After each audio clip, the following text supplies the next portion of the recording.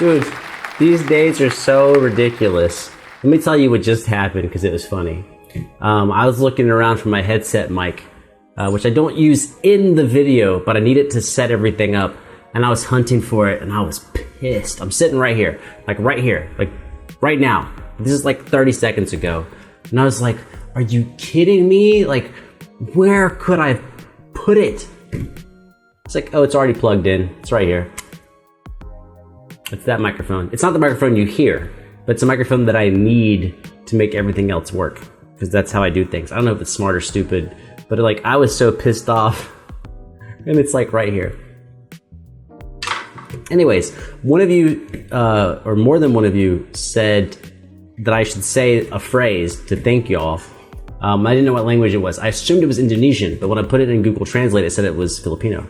So, or Tagalog, I'm guessing. The only thing I know in Tagalog is Kumusta ka? That's all I know. But let's try the other one, even though I don't know anything about how it works. I don't know the grammar. Potenjina mo aking mga fans. Yeah, because honestly, I hope that means thank you so much. I hope it means thank you so much. Because like, this is crazy.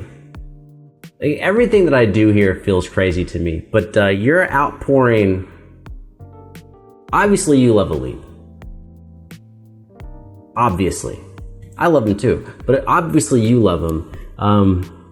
But I can't pretend I'm not him. I'm not him. I don't do what he does. I don't make the videos he makes for you. And so I'm very humbled. I'm very humbled that you take time out of your life to spend some time with me and him. But you don't need me. You could just go watch him. So thank you. Thank you. It means a lot. It really does mean a lot. Okay, so let's talk about this song, If You're Not the One, by Daniel Bedingfield. Okay, so I'm gonna move my mic pack to my pocket. Upon picking this song, who knows why I pick anything? Any reason I told you why I picked it would not be true, because there's not really a reason. I just scroll through his videos and I'm like, that one. In the beginning, okay, I did like Sweet Child of Mine, Guns N' Roses, and Godfather, because those are songs that I know and I grew up with and I love those songs. But now I kind of just scroll through and I'm like, oh, let's do this one. So when it comes to Daniel Bedingfield, the only song I know by Daniel Bedingfield is the Gotta Get Through This, with this cool bass line.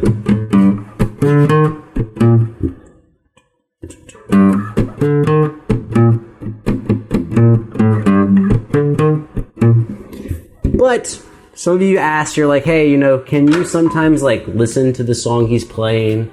Which I'm not going to be able to do every time. I don't think I'm going to be able to. But on this one, I typed in If You're Not the One. It turns out I actually had heard this song before. So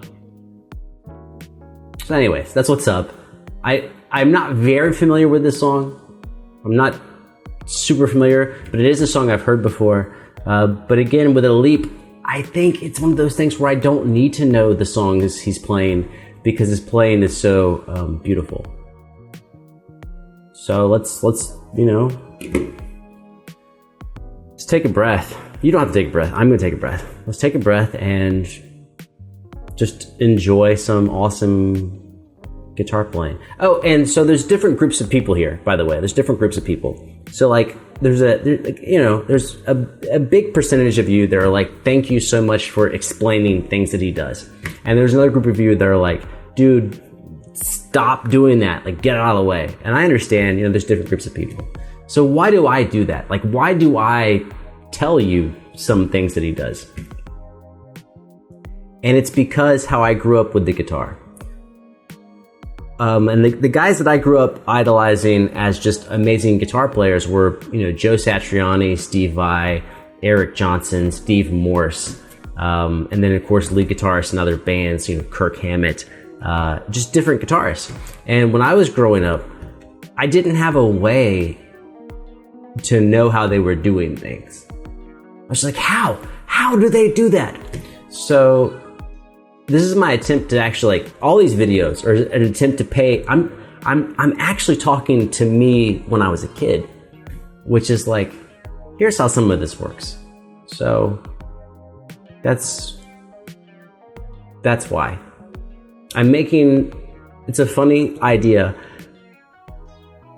but I'm kind of making this video for me many years ago.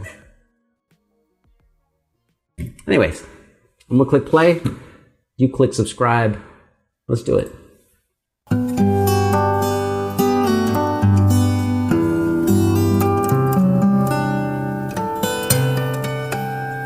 He does so many, I'm not gonna talk about anything right now, but I just wanna let you know that just what he's done in 10 seconds, we could spend 20 minutes talking about just these 10 seconds.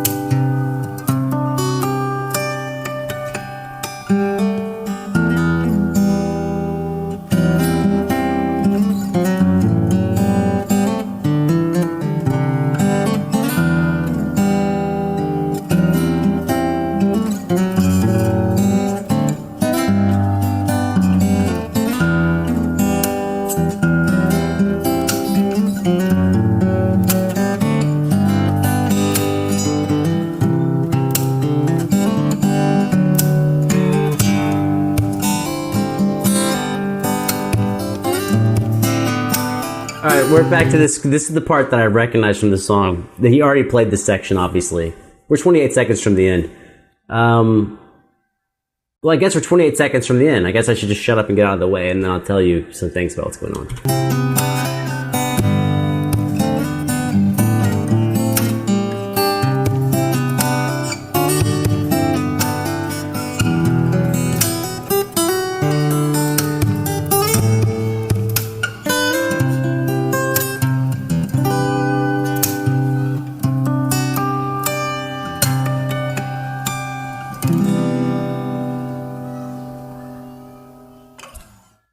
Hell yeah.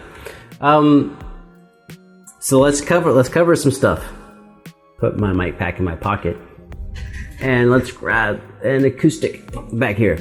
So I'm going to give you some details that are just really related to efficiency. And you know what? I'm just going off the top of my head. So like, I'm not going to pretend like I have an outline. I just heard the song for the first time. What do you want me to do? Okay, so number one is, the first thing that catches me off guard is, I'm trying to like not bump the mic so much, is just attention to smart playing, which might not make this easier for you, but it might make it easier for things you do. So we know Alip can do a lot of things percussion wise. We've got the bottles, right, where he like taps on the bottles here. And of course we've got taps below the sound hole, right? And taps on here, and taps here, and taps underneath the guitar. But you'll notice in this song that the only taps he does are with the base of his hand up top. Why? Now it sounds cool, it sounds like a bass drum, but why is that the only percussion?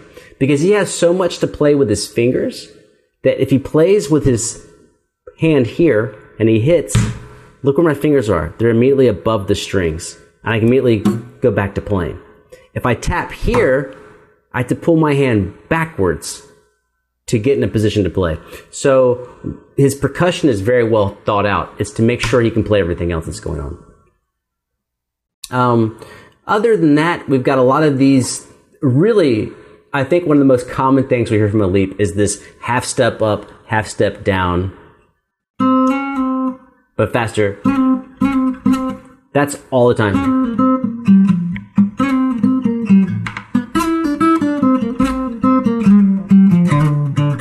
Which adds a really awesome vocal quality to it. And then in this one, something that he did that was pretty awesome was he would play something, hit the guitar, notice it's still ringing. I don't know if you can still hear it, but if I hit it, tap, and then he would slide.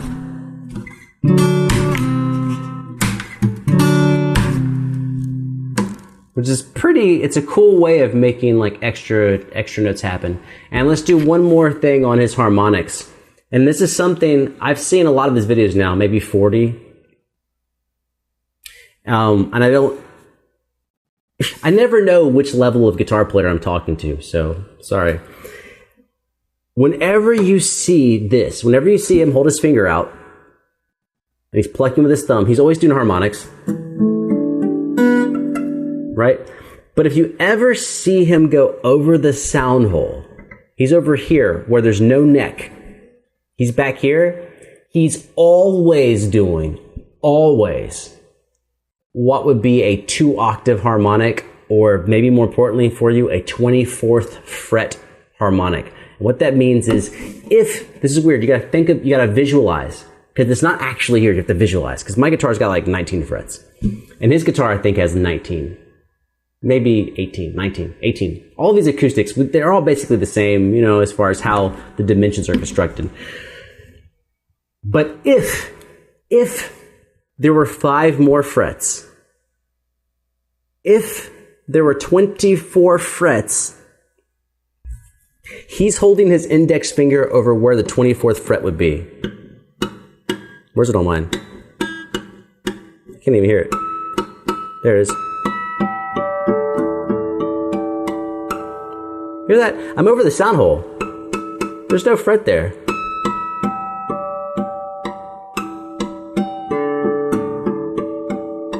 And so he's always doing that. Now, by the way, that's the same sound as a 5th fret harmonic. Same thing as this. Can I reach it? I'm missing, my bad.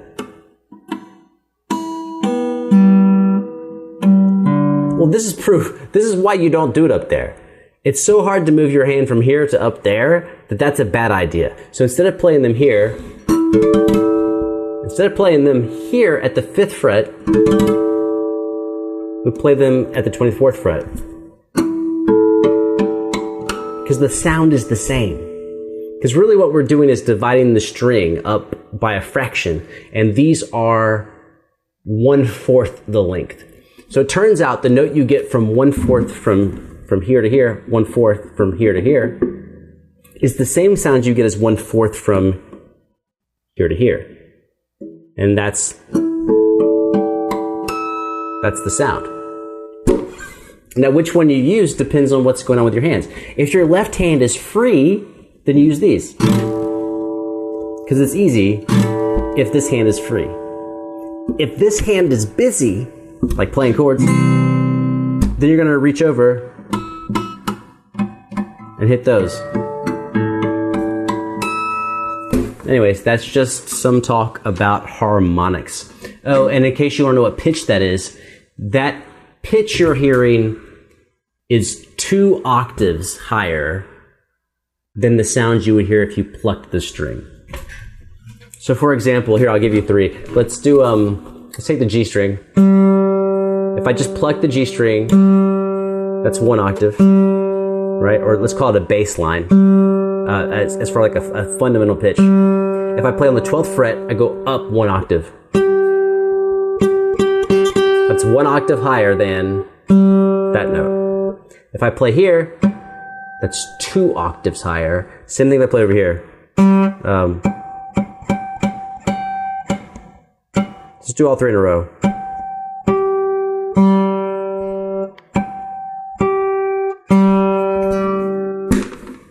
So there we go. That's probably more information than you wanted on harmonics, but these are questions that I had coming up as a guitar player that took forever for me to figure out, and I hope that they help you.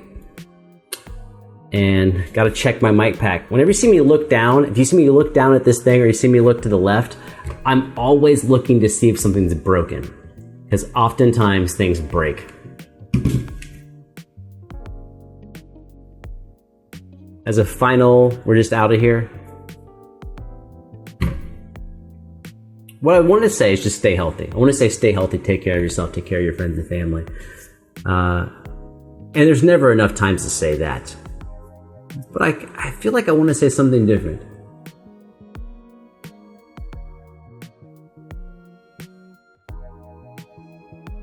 I know what I want to say is that if you have a vision for the future, like if you can actually picture in your head what you would like the future to be like, you know, a year from now, 2 years from now, 6 months from now, whatever the timeline is, walk that timeline back. Assume you succeed. Assume 6 months from now you have what you want.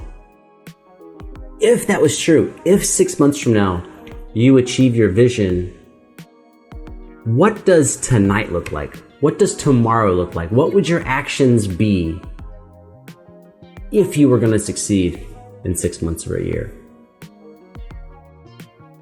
Like planting crops, dude. You want to harvest? You want to harvest some crops? Get some seeds, get some soil, water it, take care of it, get the weeds out, keep the bugs out, the animals out, tend to it every day, and then harvest your crops.